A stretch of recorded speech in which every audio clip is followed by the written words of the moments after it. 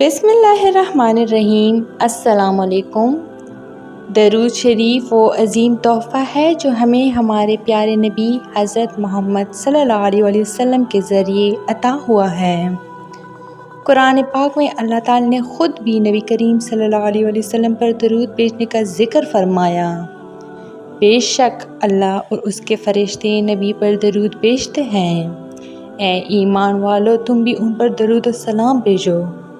اگر کوئی بندہ اخلاصی نیت سے درود شریف کا مسلسل ذکر کرے اور اس ذکر کے ذریعے 3 اہم خصوصیات اپنے اندر پیدا کر لے تو اس کی زندگی میں ایسی برکتیں اور تبدیلیاں آتی ہیں جن کا تصور بھی ممکن نہیں۔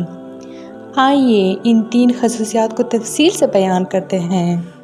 نمبر 1، درود شریف کا اصل فائدہ تب ہی ہوتا ہے جب اسے محض ثواب کے لیے یا دنیاوی حاجات کے حصول کے لیے نہیں بلکہ اللہ کی رضا اور نبی کریم صلی اللہ علیہ وسلم سے محبت کے اظہار کے لیے پڑھا جائے۔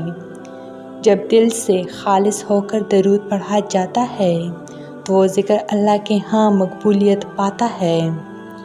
اخلاص بندے کو ریاکاری، خود نمائی اور دکھاوے سے بچاتا ہے اور اس کی عبادات کو نور بخشتا ہے۔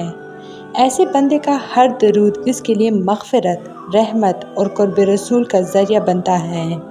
نمبر 2، درود شریف صرف زبانی کلمات کا مجموعہ نہیں بلکہ اس میں دل کی کیفیت اور نبی کریم صلی اللہ علیہ وسلم کی عظمت شامل ہونا چاہیے۔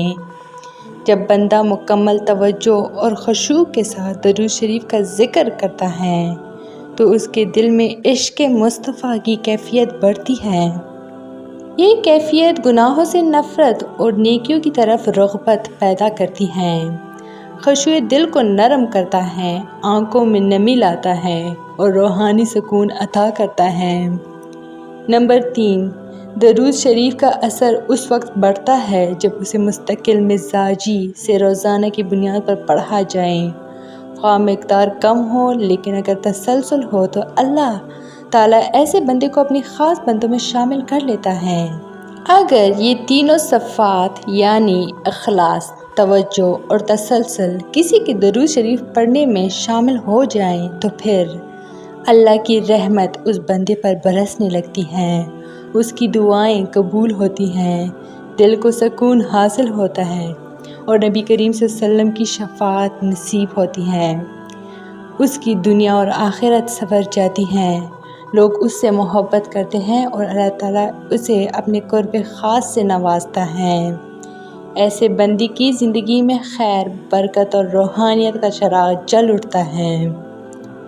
درود شریف نہ صرف عبادت ہے بلکہ دل کی صفائی، روح کی طہارت اور نبی کریم صلی اللہ علیہ وسلم سے تعلق کا ذریعہ بھی ہے۔